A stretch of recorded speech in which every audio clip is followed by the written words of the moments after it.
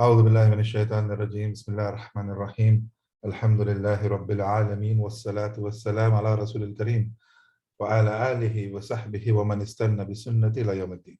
Assalamu alaikum wa rahmatullahi wa barakatuh. Welcome back, brothers and sisters,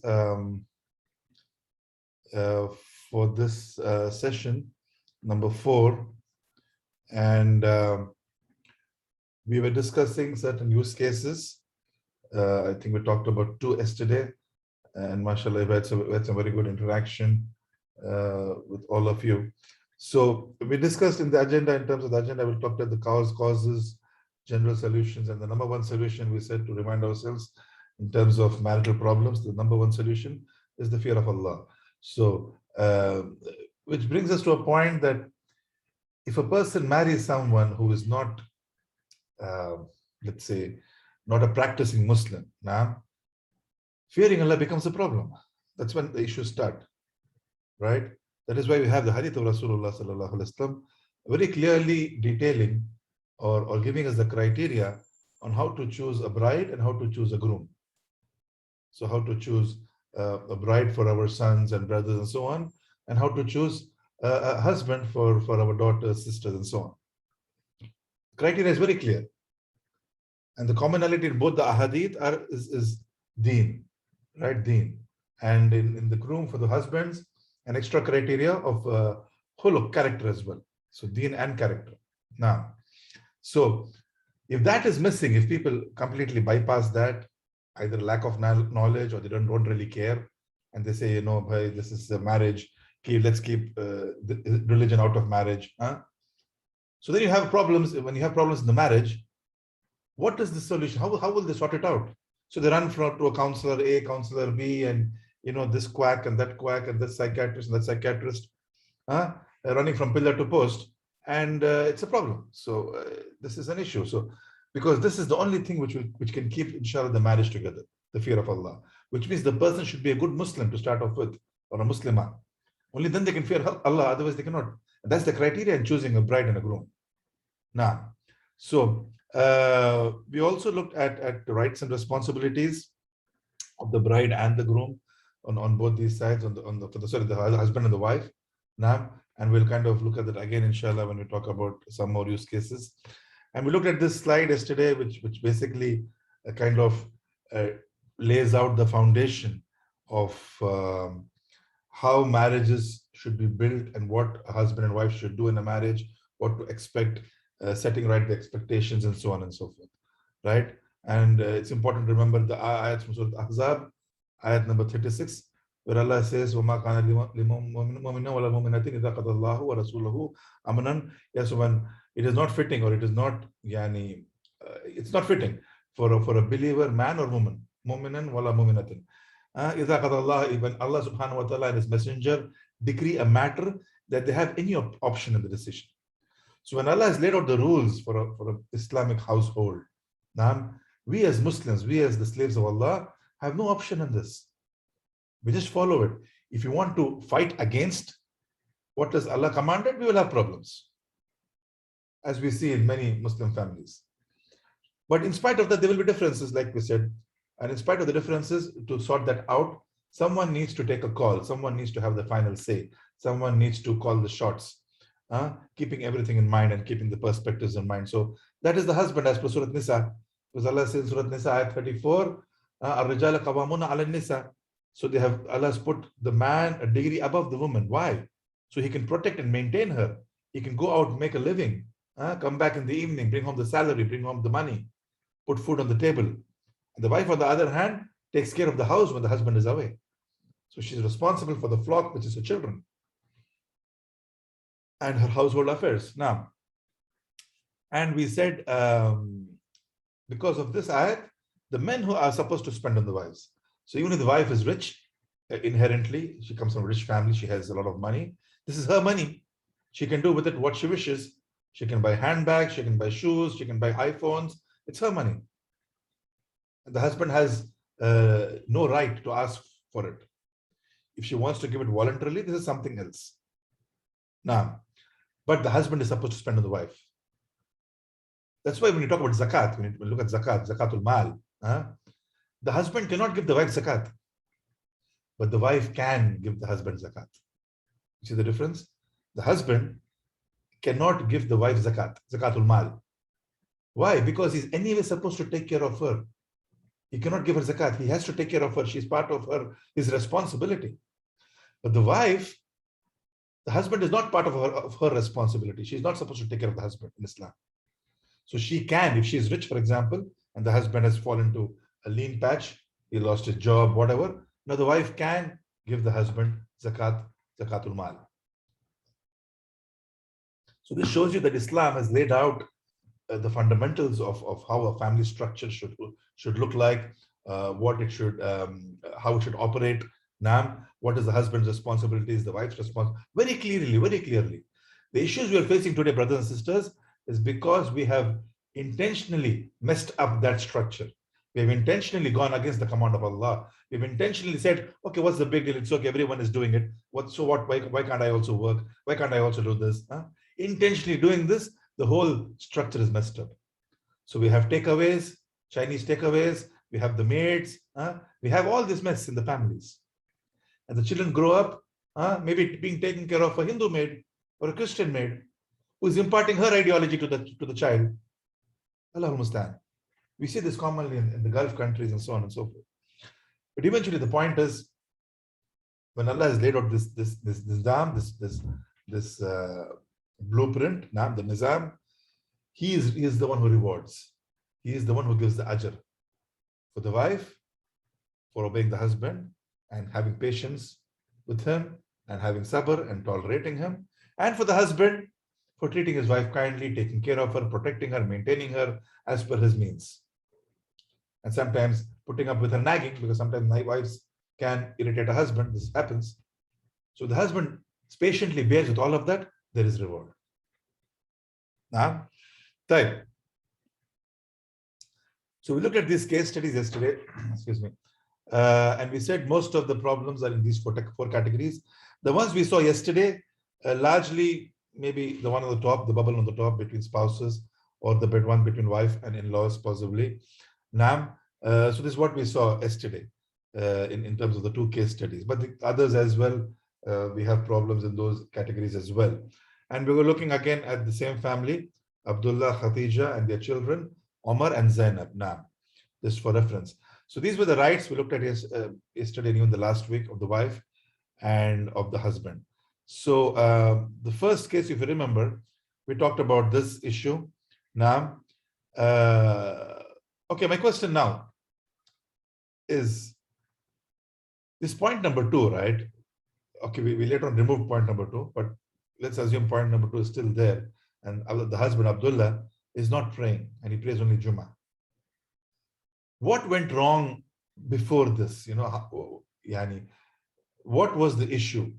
Because this Khadija came to know maybe 1 year in the marriage, for example, because she started living with him, she's seeing him day in and day out, maybe even less than 1 year, and she realizes Abdullah never prays except Jummah.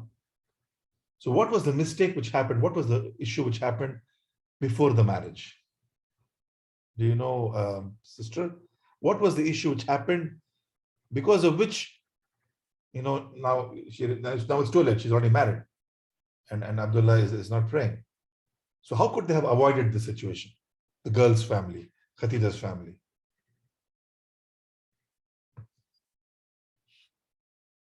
Do you have the answer? How could Khadija's family have avoided this situation?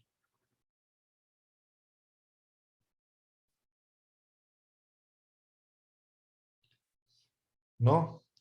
We remember we talked about looking for the criteria in the deen for selecting a husband. Yeah, what is the hadith? Rasulullah said, sallallahu alaihi wasallam, the hadith meaning of which is that if someone comes to you for seeking the hand of your daughter or your sister or your women who are with you, responsibility, yeah, your responsibility. If someone comes to you seeking the hand of your daughter and you're pleased with his deen and ikhlaq, you're pleased with his deen and his character, and you still do not marry her to him, beware of great fitna to befall. What do we look for when we look for grooms for our daughters? We look for education, we look for career, we look for a nice house, maybe. Maybe the mother should be dead and gone. Huh? Subhanallah, yeah, this happens. Yani. Sometimes people look for families in which the mother-in-law is already dead. So there's no problem for the daughter. Yeah.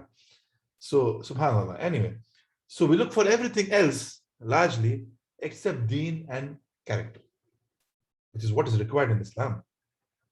Everything else is secondary. Yes, you can look for it. I'm not saying no. But the priority, the prime focus is the deen and akhlaq.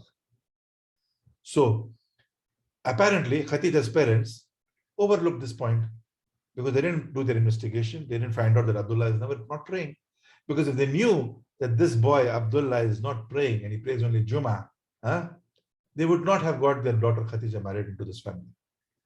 And all the other problems would have been prevented. But that obviously was overlooked. So we have this issue now. And going back to the rights which we talked about, in this issue which you got talked about, I'm not sure whether you were here yesterday, or maybe there's something new for you. But based on these problems, what are probably the rights which have been violated of the wife? Now, just give me the number there. 1, 2, 3, 4, 5, 6. What do you think were the rights which are violated? Did you attend yesterday? I'm sorry to ask, but if you didn't, then we kind of carry on. Because if you attended, then you should have, you should know, inshallah, that what were the rights of the wife which were violated in this issue.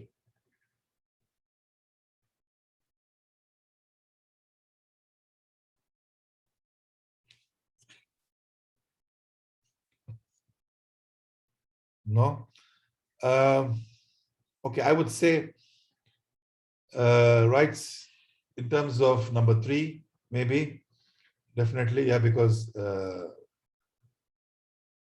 number 3, because she was being mocked at and stuff like that, and they were making fun of her for not having having a child now. So that's possible. And now you may argue and say that this is not, the husband was not doing this, the mother was doing this, but it is the husband's mother, right? So it's the same thing. Now, type. In terms of the rights of the husband, I don't think anything was violated in that first case we saw yesterday. So that I think was okay, inshallah. The other point is, so we looked at the solutions. We saw all of these points yesterday, which I kind of wrote down when you mentioned these to me. Alhamdulillah. The second case of this family moving back or going to India on vacation now, and the issues coming because of the hijab, practicing of the hijab, and so on and so forth. Yeah. So what were the rights again which were violated, probably, if I can ask you, of the wife, or were there any rights violated at all from this slide? You know, the second case we saw about the family going back and the wife doing hijab and she being made fun of and so on and so forth. So what do you think were the rights which were violated from this list? Which number, if at all any, was violated?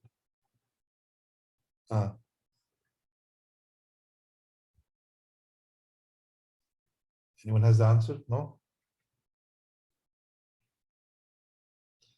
Type. You can just give me the number if you have the answer, the number of the point there. But I would again say, for example, 3 now was an issue definitely in terms of the second case we saw. Type.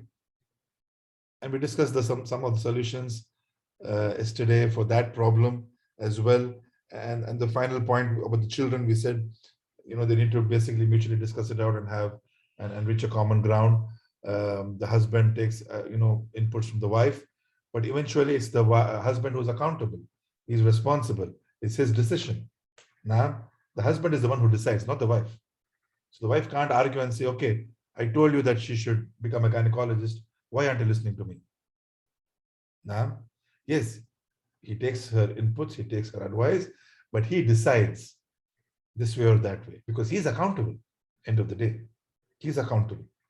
So if he does put her in a medical school, which is mixed school, and there are problems, he has to answer Allah for that.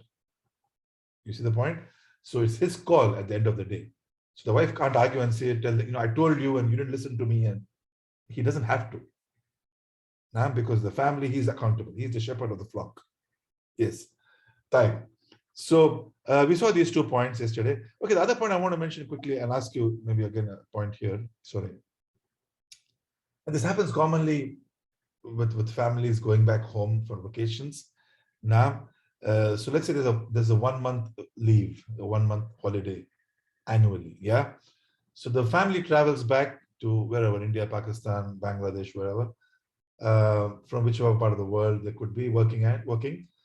And is it right, let me ask you, is it right for the wife to stay with her husband and his family for the whole 1 month? You get the point? So they go home for a month on annual leave. Is it right for the wife to be staying with her husband and his family for the whole month, and sometimes having to bear with those problems we saw with the hijab and the mother-in-law making fun and asking her to remove the hijab? Huh? Is it right?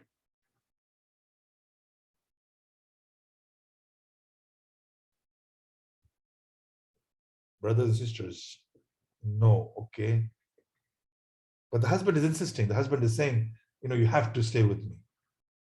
So the 2 cases, no. Yes, I agree. Nah, it's definitely not right. Definitely not right. Because the wife also has a family, maybe in the same city, maybe in the same neighborhood, maybe they're neighbors, and sometimes she cannot even visit them and she comes back. This happens. Or maybe the husband allows her to just go for a day or something, and she should not even sleep there. She should come back. Subhanallah, this is a problem, right? This is a problem. This goes back to, this goes back to the rights, number 8 as well, the rights of the wife. So when you're going back to home, and even she has missed her family, right? The wife is a human being. She has missed her parents. She has missed her brothers for the whole year. And you travel back home and you don't allow her to see them. This is injustice. This is oppression. Now, so this shouldn't be happening, right? You could divide the time. Yes, you could divide the time here and there. But the husband should not insist that she stays with him and his parents, taking care of the whole household, cooking for them, and she doesn't even see her own parents before she comes back. This is very unfair, totally unfair. And then how do you expect her to willingly take care of your mother and your father? It's not possible, because you didn't allow her to go to her parents' house. So my question now is, if he insists, yes, he's supposed to, but if he insists, no, he says no, you cannot go. What can she do? He says no. He's a very bad person. He's unjust, and he says no, you can't go. So what can she do?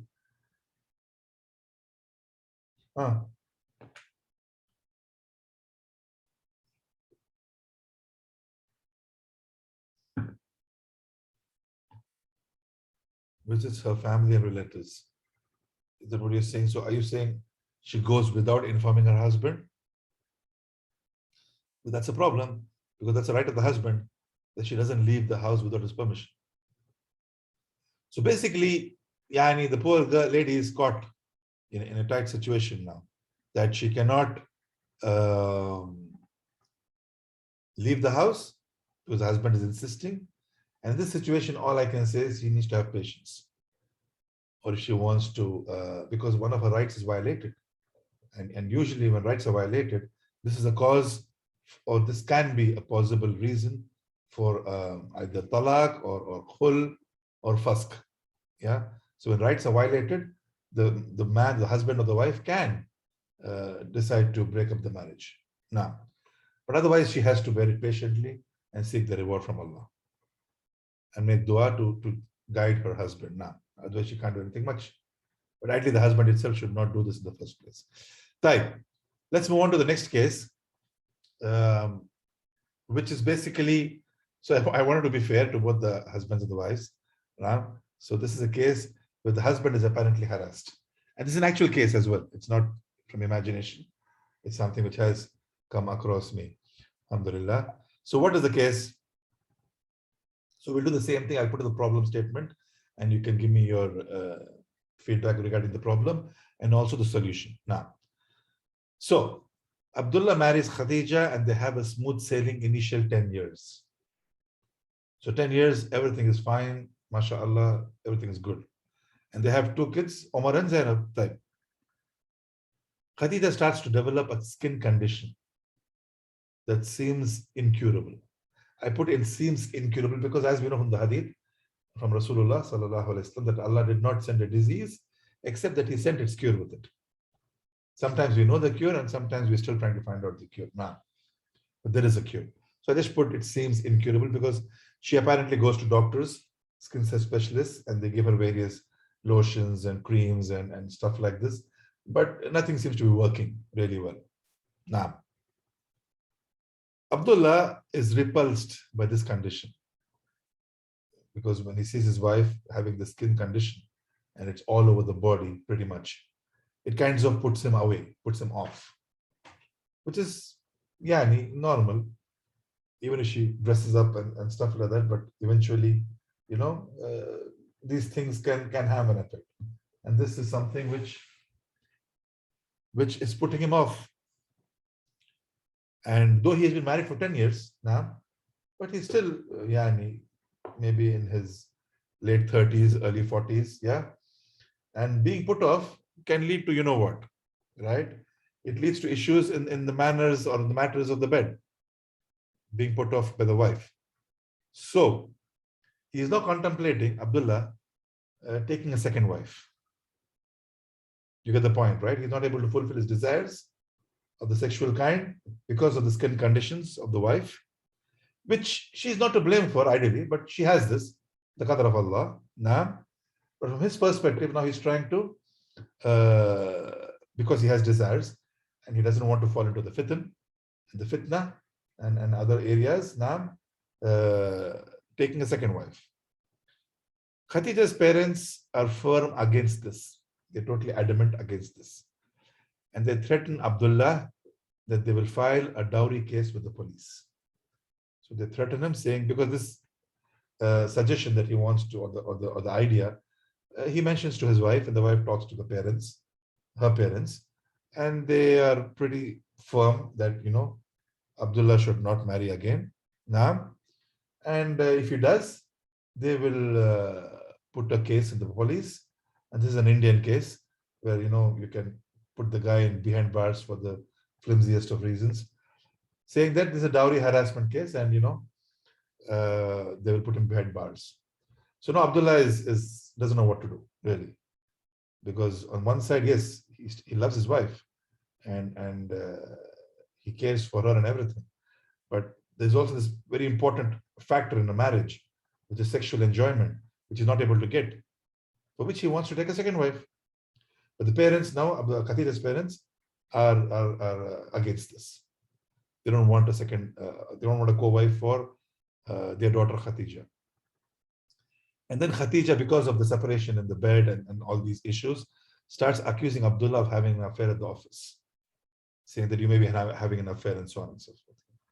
Taib. So before we get into the solution, what are the problems here? Now, same exercise like we did yesterday. What do you suppose are the problems here? You can raise your hands or you can use the chat box. I hope the situation is clear. It's a real life situation again. All these cases which I've put here are all actual cases now.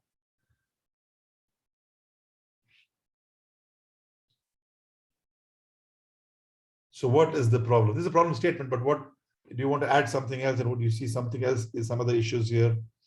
What is the problem? What are the problems here?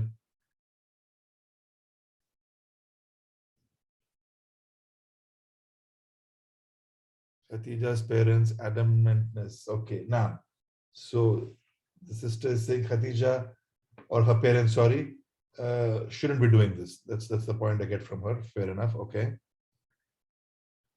Anything else? Khadija should understand. Okay, she's saying Khadija should understand. Yeah, which is fine, but not all women are made that way. Not all women have good knowledge of the deen. Not all women see that to be an issue, especially when from her perspective, she's looking at it like, okay, 10 years he was with me. What happened suddenly? And this is something I don't control. This skin condition of mine is not something I initiated. This is from Allah. So why is he doing this? That's her point. Now, before we give me some more answers, what are the rights which are violated here? Again, I'll give you a minute to have a look at the slide again, right?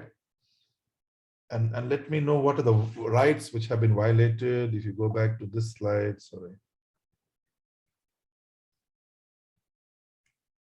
Rights of the wife and rights of the husband. Were any rights of the wife violated in this case? In case study number 3, were any rights of the wife violated? Based on the information you have, based on the information I gave you.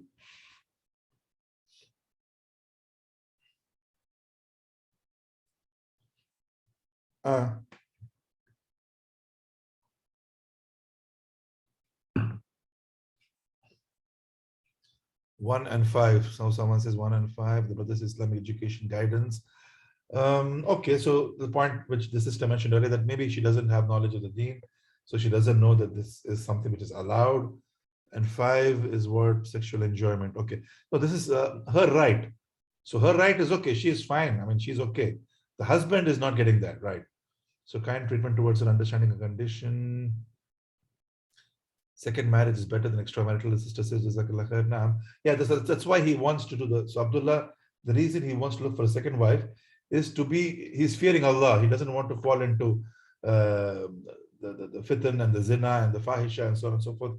He fears Allah, so he wants to do it in the halal manner. Now, but the parents of Khadija are adamant. Fine, I agree with all of you, alhamdulillah. What about the husband? Any rights of the husband are violated in this case?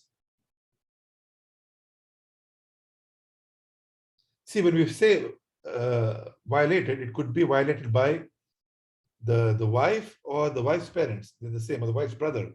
Likewise, a violation of the wife's rights by the husband, husband's parents, husband's sister, they're all the same. Now, so which rights of the husband have been violated? Anything at all or none? 5, okay. Giving in to him, yes. So 5 now.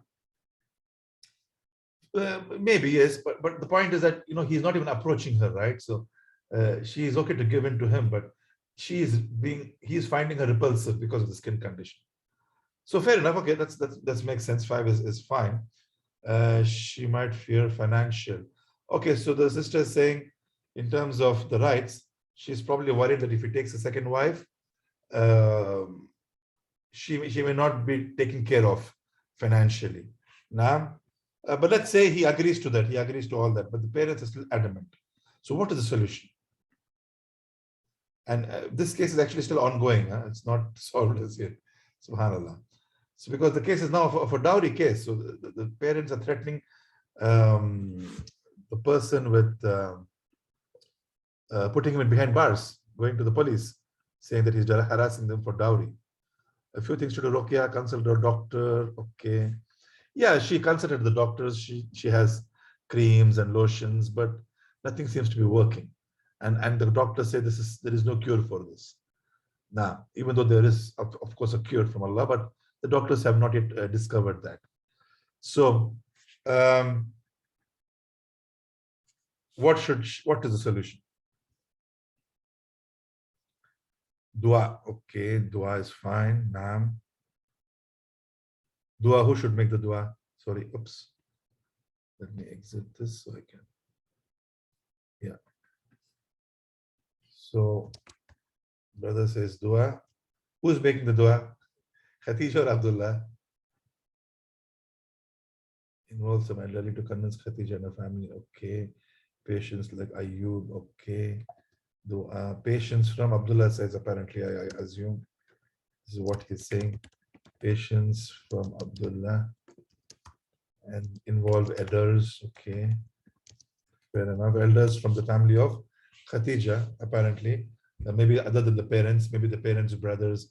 This helps sometimes. I've seen this in cases wherein, for example, the father is a bit adamant in some areas, but the father has brothers who are elder to him, whom he looks up to, whom he listens to. If that is the case in this situation, yes, definitely Abdullah's parents can approach Khadija's uncles, for example, and talk them and ask them to convince so that Abdullah can marry again. Naam.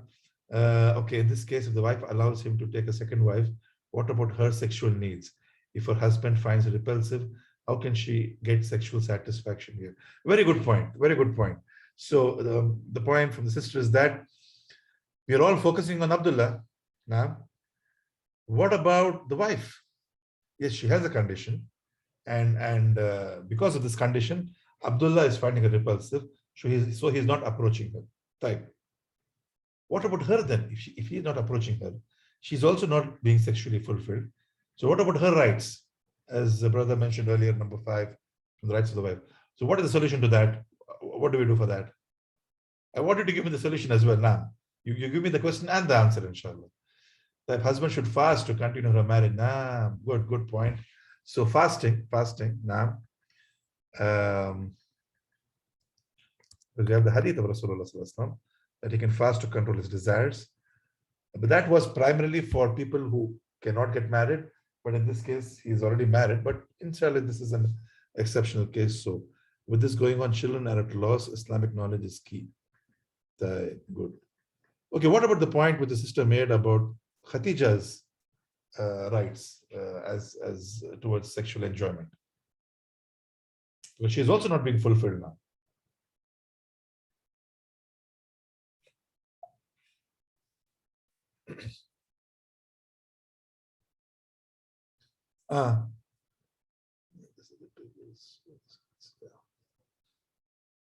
How can you help as a counselor? How can you help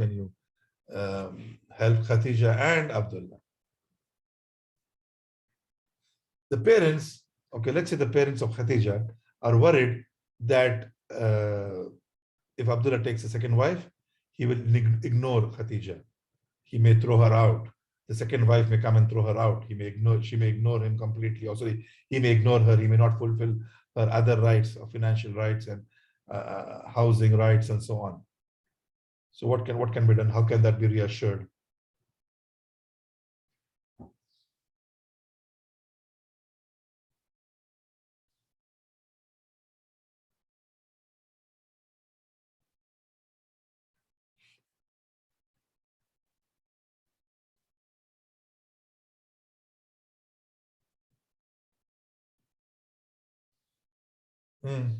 No. Okay, let me okay. Yes, end the marriage. Okay. So the sister says this is one solution, yes, ending the marriage completely. They have 2 kids, remember, but that's okay. A kid should not be a showstopper in terms of marriages. Ending the marriage as a last resort. Because like we said, brothers and sisters, if rights are not fulfilled, yeah, marriages can be terminated, annulled, dissolved, talaq, full. Yeah, this is definitely an option. Which means now once the marriage ends, Abdullah can remarry, and maybe Khadija is also can inshallah remarry. Allahu alam. One point I wanted to highlight. I forget. What was the point? Inshallah, it will come all the way. Type. So yes. In terms of rights, we mentioned that if the rights are not fulfilled, marriages can be dissolved or terminated or talaq.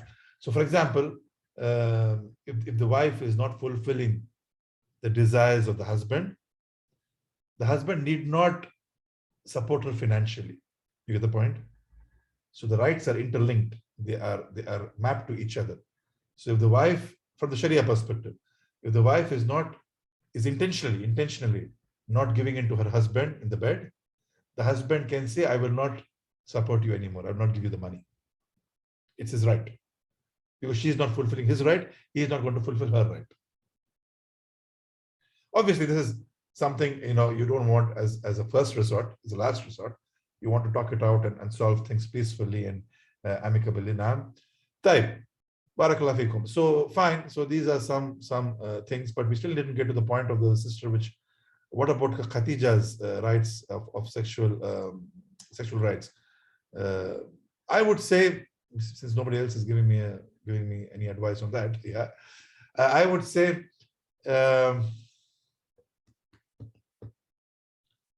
I don't know. Well, it's a tough. It's a good question, tough question. But he could still do that without, like being a good husband, wanting to fulfill her rights. He could still do that. But the point is that they are now making things very difficult for him. They have threatened him with a police case. So that kinds of puts the husband off. He will not do anything now for Khatija. So that's a problem, right? So fine. Putting dowry case is an indication of lack of knowledge. Someone who has ilm should consult their parents. Yeah. So for every case, brothers and sisters, all the cases which we saw, definitely Islamic knowledge is required. That's why we mentioned, I think most of you joined late. I just had one student at the beginning, alhamdulillah. But we mentioned in the beginning that in the deen, we have the criteria for choosing a husband and a wife. It's clearly defined, right? So when people avoid that and look elsewhere in terms of choosing the husband and the wife, there will be problems. Like the case we saw yesterday, in the case number 1, where we said initially Abdullah doesn't pray. Abdullah doesn't pray, we said. Naam. So if the parents of Khadija had made their right investigations, their right due diligence, they would have found out Abdullah is not praying. So then they would not have got her married to him in the first place. Because the criteria for the boy, for the choosing the groom, is deen and akhlaq. So deen and character. And for the girl, it is deen. So if Khadija's father knew that Abdullah is not praying, he would not have given her in marriage to Abdullah. So obviously that was overlooked, as we all do. We all do today. That it's hardly any Muslim family which looks at the hadith for the criteria of choosing a man and a boy or a girl. Everyone bypasses this. Subhanallah. So, and then there are problems. So yes, so ending the marriage is naam, inshallah, that's possible. But yeah, we need to solve it peacefully, and we hope that Abdullah doesn't go to jail for this. Yeah, just because he wants to take a new wife. Move to a new home. Maybe this issue is a position of Ayn or Ruqya. Maybe, yeah, it's known that evil eye can cause conditions. This is something proven. So that's a possibility as well in terms of treatment. Obviously, the best case scenario would be if Khadija is cured by the will of Allah, and things are back to normal. They have 2 children, lovely children, and life goes on, right? And then Abdullah would not want to take a second wife. Nah. Alhamdulillah. Type. Okay, this is all good. Alhamdulillah. Let's move on, inshallah. Okay, we have something else. Use of Zamzam. Yes, use of Zamzam. Yes, all these are related to Ruqya. You can use Zamzam. You can use olive oil. You do dam. You read over or blow over olive oil and apply that on the affected skin patches or the skin condition. And inshallah, with the will of Allah, it will be cured. Inshallah. Dates, ajwa dates 7 every morning. So all these, inshallah, will help. Right. Barakallahu fikum. All right, let's move on to the next case now. Okay. Oh, sorry, I'm off on the slideshow. Okay, case number 4.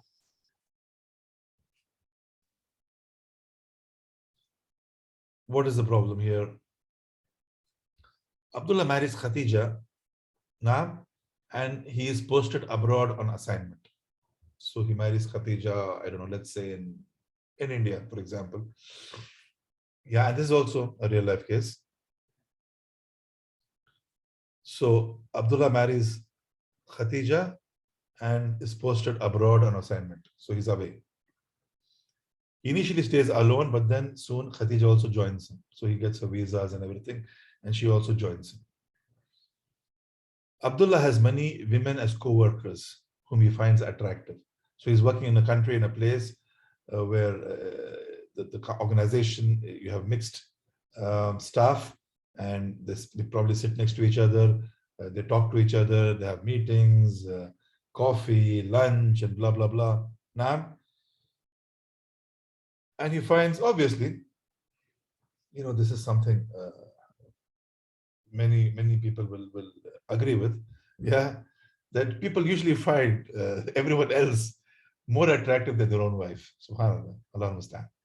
But the brother should remember one thing, a very, very important golden fundamental rule. Golden fundamental rule. Let me actually write it down as a solution already. So this is my solution. Huh? Hang on. Oops. So if the other woman was, the other woman here, I mean the co-worker or the colleague in the office or whatever, yeah. If the other woman was better for you, for the brother, Allah would have given her to you as a wife.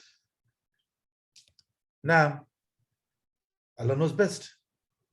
Allah subhanahu wa ta'ala, our creator, yours and mine, he knows best what is good for us. So if he gave you this wife, khalas, she's the one best for you. Don't go looking here and there. Now, type. Coming back to the problem. There was a number 3. Yeah. So Abdullah has many women as co-workers whom he finds attractive. And because of this situation, yeah, he makes Khadija's life hell. And he's constantly suspecting her. Literally hell, yeah. Again, this is a real life case. He bugs her phone and also installs CCTV in his house. So the whole house is literally bugged because he's away at work and she's at home. And they're both living abroad in some third country. Now, he also installs spyware on her phone to keep a tab on her.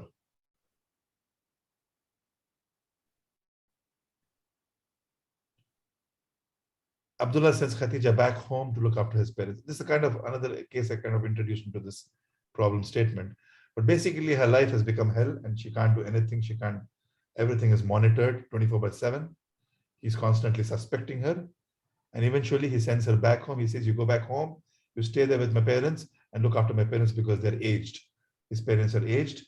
They need someone to look after them. So he wants to continue living abroad and he packs back Khatija, his wife, back to his house and commands her to stay with his parents looking after them. So this is the problem statement. So before we get into the solution, what is your feedback regarding the problem itself?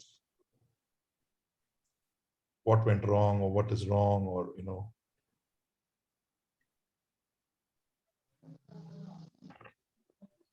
she has no right over his parents. Nah.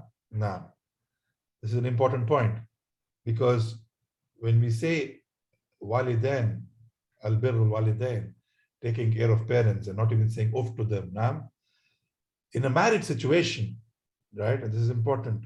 Many brothers either don't know this or they intentionally ignore it. Now, so in a married situation, your wife is not required by Sharia to take care of your parents. If she does, this is a bonus. If she does, seeking the pleasure of Allah and seeking His face, subhanahu wa ta'ala, this is a bonus. And it is largely cultural, yeah, and it is good to please your husband this way. So your husband is also pleased with you and allows you also time with your parents and so on and so forth. But some husbands are very unjust. They expect the wife, like in this case, they expect the wife to look after their parents, but they don't allow the wife visiting rights to her own parents or her brother and so on and so forth. Sometimes you have her brother living in the same town and the husband doesn't allow her to go to visit her brother. So once a woman gets married, now she is not required to look after her in-laws. If she does this is very good and she should, inshallah, highly recommended, but it is not mandatory. It is highly recommended because they're old people and wouldn't you take care of somebody on the street who's old? Let's say the same wife is walking down the road and she sees an old man wanting to cross the road. Won't she help him and make him cross the road? She will. And these are people who are related to her. They are her husband's parents. Now, so it's highly, highly encouraged. But to expect that out of her, that is something which is what I'm talking about. Like in this case, sending her back home to look after his parents. This is okay, fine. He can ask her that, but he should also allow her time to go visit her parents, visit her brothers, spend some time with them. But he's not doing that.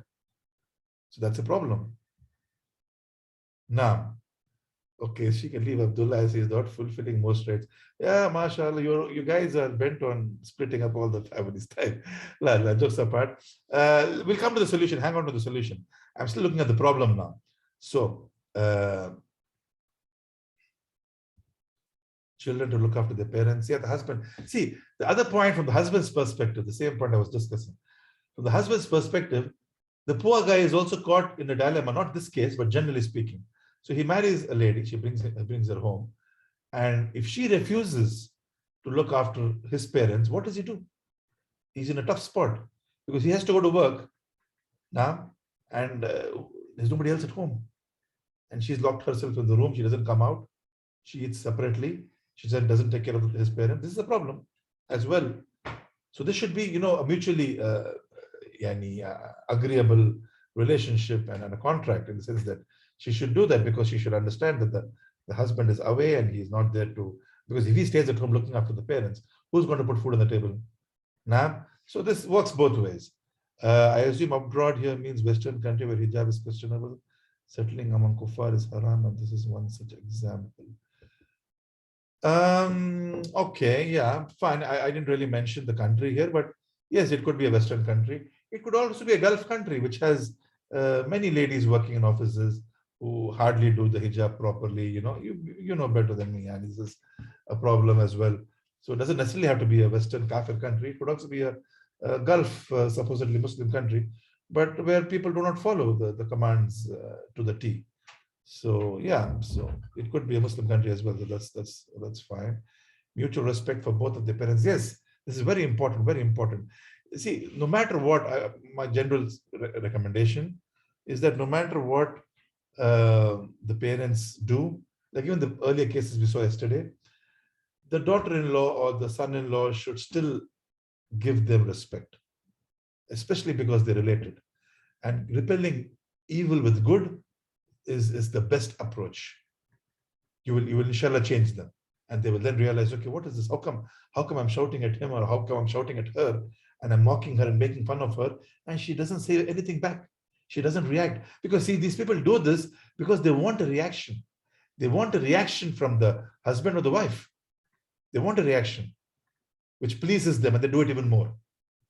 So if there's no reaction, or the reaction is opposite, totally opposite to what they expect, they will not do it again in the future. Yes, so that's a good point. Suspecting is, yes, Jazakallah khair. Nobody mentioned this point. Now, why are you suspecting? Why are you suspecting? Everybody jumped to the last point number 6. But what about the previous points? Why is there a lack of trust? See, when you do the qubuliyat, when you do the ijab and the qubuliyat, the proposal, the acceptance, so you say accept Fala Khatija as my wife, khalas, you're accepting her completely as a whole package, her good and her bad. That is why, what is the first dua which you mention when you see your wife? What is the sunnah when you enter upon your wife? You hold her forelock and you mention the dua. You ask Allah, you beseech Allah, you make dua to Allah. Oh Allah, I ask of you from what is good in her, and the good for what you have created her. And I seek refuge in you, in Allah, from the evil of her and the evil of what you have created of her. How many of us make this dua? We don't even know. We just get married. We just think the bedroom thing is the first thing we need to do. No. There is a dua. And there's dua also for the bedroom matters. Bismillah, jannabna shaitan or jannabna shaitan ma razaqtana. Oh Allah, I ask refuge in you from the shaitan, and I ask refuge in you from the shaitan for what you're going to provide us if there's a child going to come out of the act that night. Now, so yes, so when you accept the wife in the name of Allah, khalas. Don't start digging into her past, and you had this cousin who was visiting you, and you had that friend who was coming over at your place, and you used to go to this mixed university. What happened there? Who were your project mates? Subhanallah, some husbands are like the FBI. And FBI, you know FBI? Oh, you were doing this and you were doing that. Khalas, ya Shaykh. So even the wives sometimes, even the wives, I'm not talking about this case, but generally kind of deviating here. Even the wives keep on probing with the husband and his past, and even not in the past. For example, the wife says, okay, like 5 years back, 5 years back, 5 years back. See, wives have a fantastic memory, huh? Well, really, even this, all the brothers will agree to me, inshallah, because this is how I think they're created. Huh? Wives have a fantastic memory. They don't forget anything. Really. The husbands, they want to forget, especially the mistakes they do. They want to forget that as quickly as possible. But the wives, no, they remember the mistakes of the husband. Anyway, so the wife may say, okay, 5 years back, we were sitting and having coffee in Dr. Cafe, huh? And you said this and this and this to me. Khalas, the husband is now sweating. He's in the hot seat, who wants to become a millionaire, that kind of a thing. He's sweating. He's, what do I do? What do I say? It's not that what do I say? He's thinking, the poor husband is thinking, what is the right answer? What is the answer that I can give her, which will please her and make her keep quiet? So you said this and this 5 years back, or you told about my brother this and this. Khalas, drop it, move on. Both the parties, the husband and the wife. So anyway, coming back to this, yes, trust is an issue. It's a major issue in marriages. And in a marriage, when there is lack of trust, it's a big problem. Big problem. You should learn to trust your wife. You should learn to trust your husband. Unless, of course, there are valid grounds for suspicion, then this is something else. Then what is the solution for that? Okay, let's now move on to okay, what about bugging the phone and all that? Is that okay? I mean, the guy is bugging a phone. He's got spyware on the phone. He's installed CCTV. He's looking at the recordings, what she does in the house. Not allowed. Yeah, I mean, I'm looking for a more profound answer. Privacy. Yes, privacy. I mean, if you ask me, this guy is a psycho. He's a psycho. Yani, mushkila. This brother, mushkila. Come on, guys. I mean, she's your wife. And why? Okay, the other point I want to make. I've seen this in cases. Husbands sometimes they suspect their wives, largely because they think their wives are very beautiful and very pretty, which is good. They should be happy with that, but they become kind of jealous. I don't know why. They get an inferiority complex. They think, she's so good, and if somebody sees her, they will like her. Why are you thinking of all of this? She's your wife. Why will anybody else see her? Why should anyone else like her? And she's getting ready. She's adorning herself for you. But some brothers, yes, they have this problem. They have this inferiority complex, and this is how, in their cases, mistrust and lack of trust grows, because they see their wife as very beautiful. This, which is good, alhamdulillah. I don't see the issue there, mashallah. But anyway, this is something I've seen in cases. This happens. I don't know why. Allahu alam. Shaitan comes to them. Type. So, oops. Sorry. So what is the solution now? What should she have done before going back to India? So he sent her back to India. Sorry. What should she have done even before going back to India? Some say it's ghira, not jealousy. Ghira, yeah, but if it's ghira, okay, yeah, maybe that's the other side of the coin. I agree with you. It could be a ghira. But I've seen really some brothers, yeah, I don't know, maybe I'm wrong. Allahu alam. But this most of the cases I've seen of lack of trust, apparently the wife is very beautiful or very pretty or whatever. MashaAllah. Point number 6, sending back home. I assuming on her own is not allowed. There should be a mahram. Yeah, okay, fine. That's agreed. There should have been a mahram. Irrespective, maybe a mahram went. I don't know. Allahu alam. But the point rather is she going and taking care of his husband, his parents, and he's having a nice time here with his co-workers, and he mistrusts her, suspects her, right? All of these issues, installing spyware, mushkil, all these problems. Abdullah should acknowledge himself about her rights, his rights and her rights, and be away from other women, lower his gaze, start trusting her.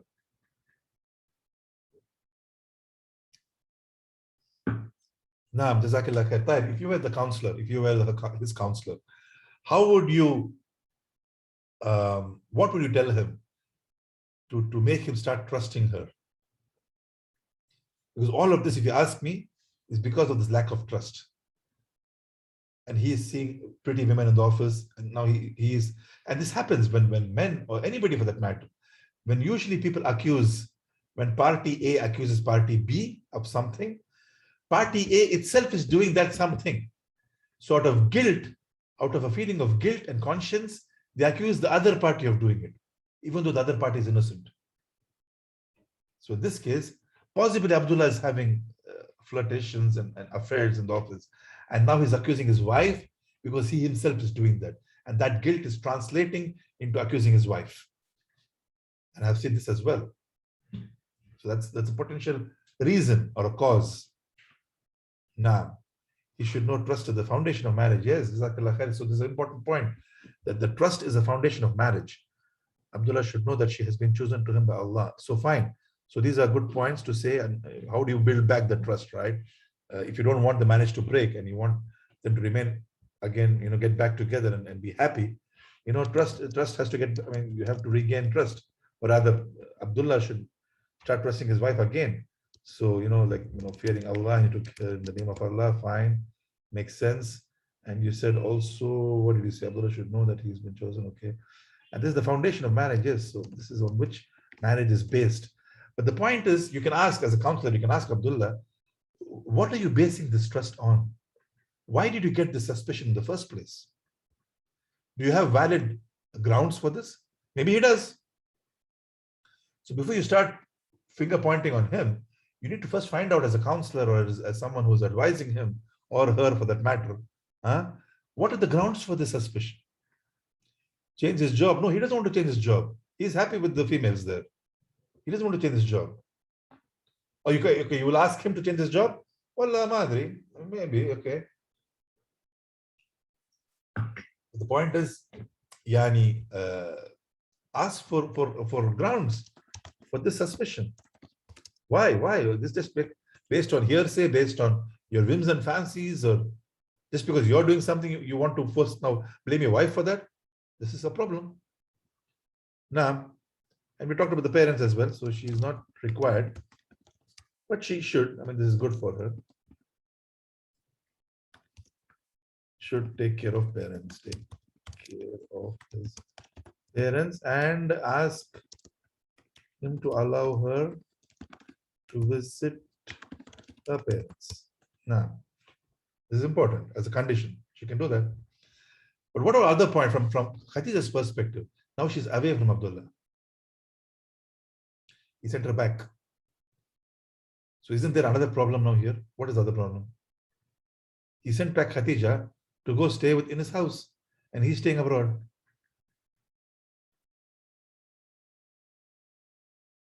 Is that allowed in the deen? Irrespective of whether she's looking after his parents, not looking after him. Now, no, it's not, obviously, yes. So the deen says more than 6 months. Now, so more than 6 months, a husband and wife cannot be apart from each other. Unless, Jazakallah khair, unless it is mutually agreed. So the wife gives up her rights and says, okay, I don't mind you staying away from me for 1 year, for example.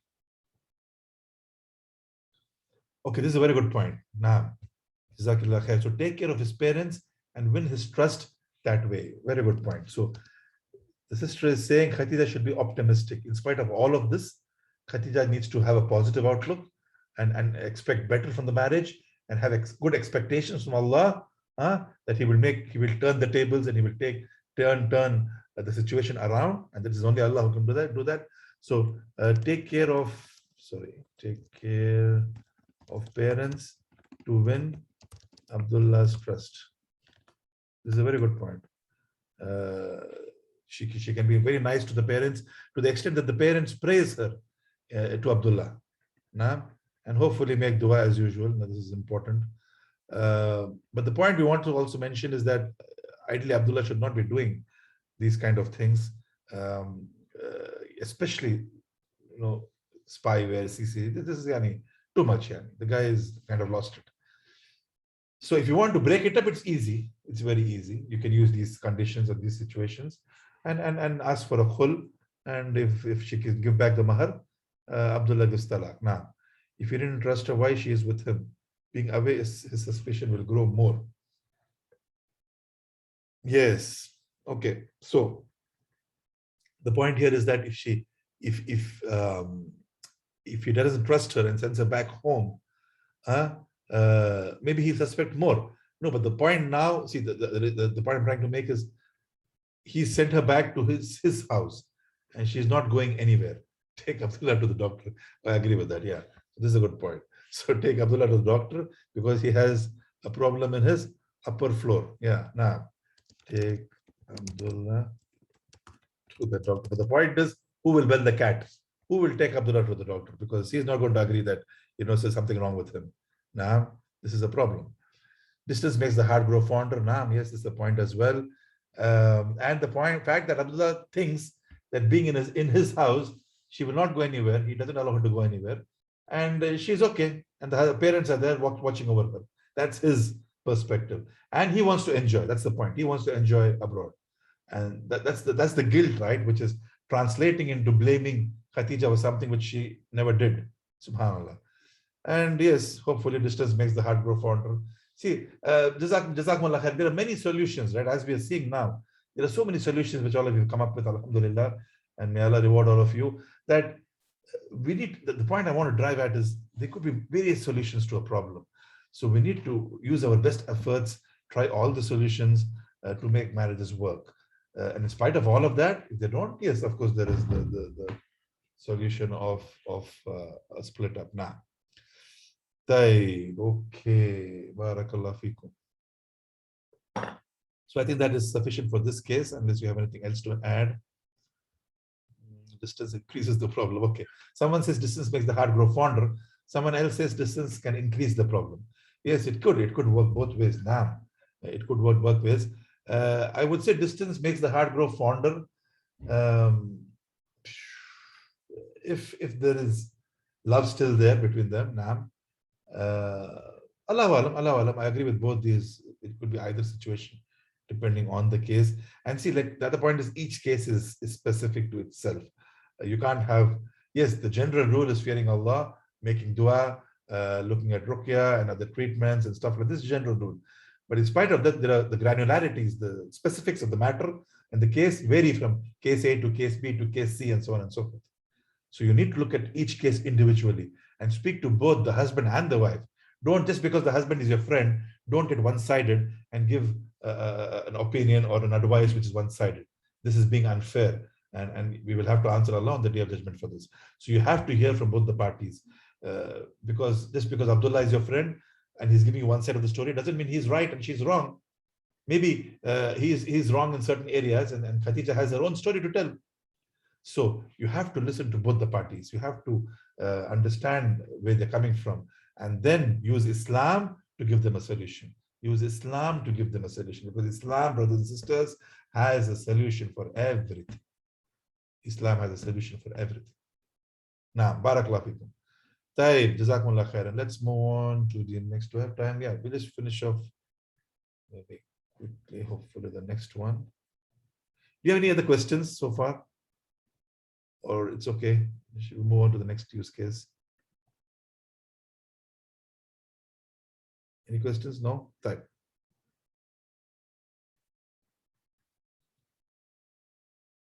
Number 5.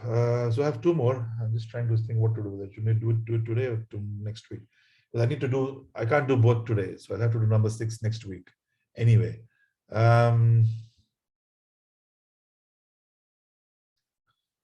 Okay, the brother is asking me. Okay, the brother is asking me, what is the solution you provided to these issues? So we'll do one thing. Let's stop now. So I have 2 more cases. We'll do this next week, inshallah. Because I need to do 1 class anyway. Or if, okay, let's answer the brother first. What is the solution you provided to these issues? So the issue of the skin problem, right? The skin problem. Similar issues which you mentioned, the brothers mentioned, like ruqya, medical treatment, and using, the brother used also the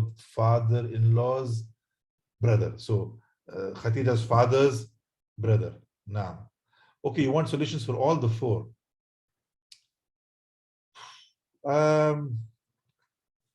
Okay.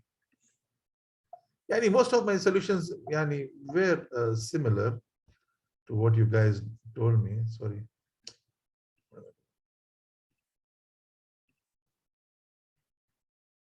The first one,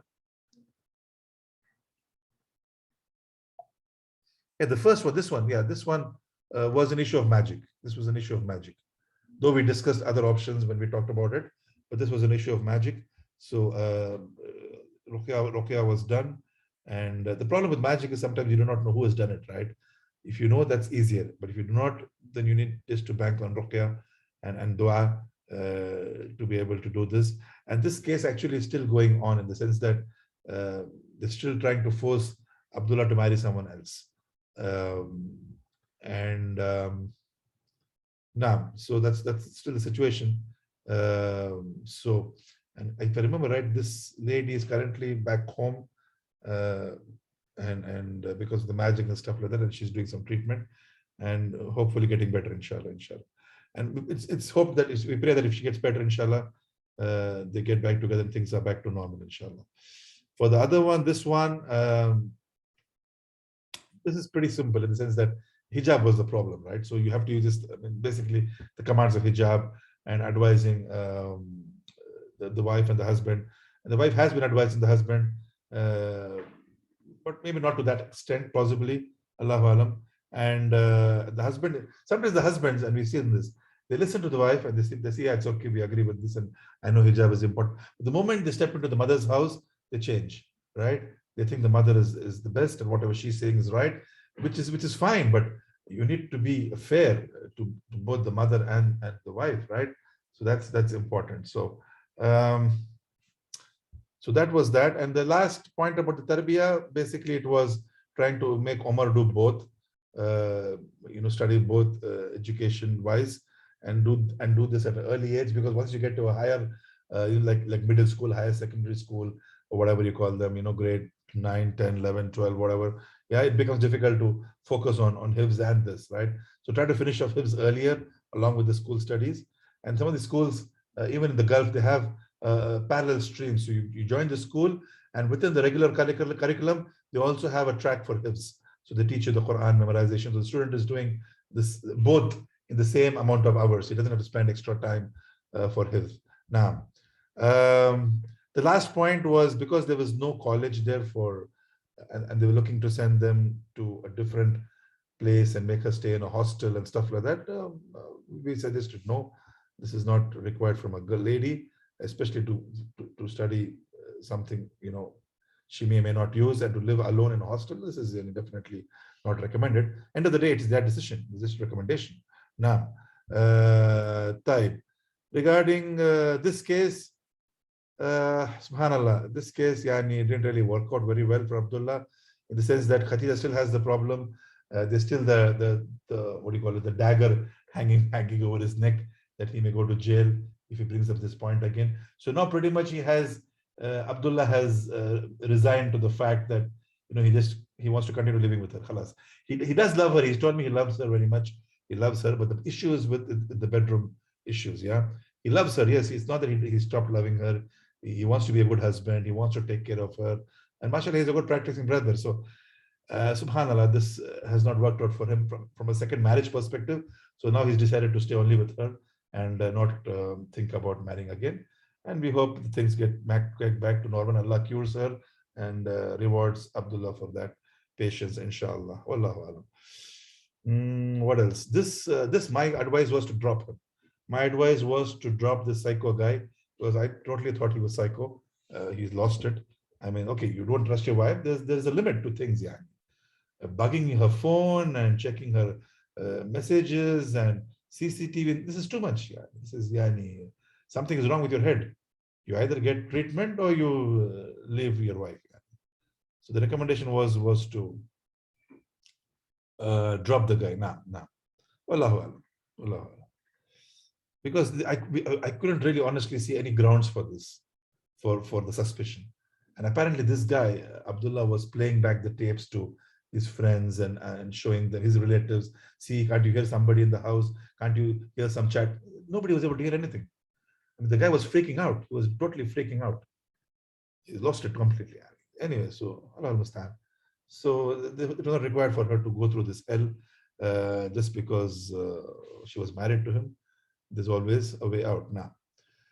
Taib. Okay, so fine. So I think we'll stop for now, inshallah, and we'll continue next week unless you have any other questions. And I don't know about the time because there was just one student who joined this morning, sorry, this afternoon for the first 15-20 minutes, there's nobody else. So maybe the time is not okay, but the point is I don't have an option, right? Unless you're okay doing it early in the morning after Fajr for me, which is like approximately like let's say 6 a.m. in the morning. I'm not sure if that's okay for all of you. That would be great for me on Juma and 6 a.m. in the morning is perfectly fine. But otherwise, this is the only time I have. So if 6 a.m. Saudi time, it's 8 Pakistan, 8:30 India, and I think 3 UK time. So if somebody's joining from UK, that's very inconvenient. Unless you're getting up for Qiyam al-Layl, which is good, alhamdulillah. Yeah, so that's the other option. But otherwise, this is the only other option I have.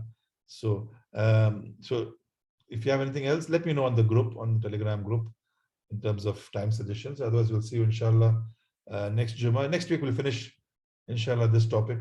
We just have 2 more cases and some wrap-up guidelines now. So we'll see you, inshallah, next week. Yom al-Jummah, 3:30 Saudi time. Unless you have a better idea, let me know, inshallah, on the Telegram lectures group. Barakallahu fikum.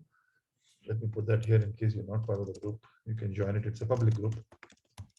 It's on Telegram. Type. Okay. Jazakumullah khairan. Subhanakallahumma wa bihamdik. Ashhadu an la ilaha illa anta astaghfiruka wa atubu ilayk. Wa akhir da'wana alhamdulillahi rabbil alamin. Assalamu alaikum wa rahmatullahi wa barakatuh.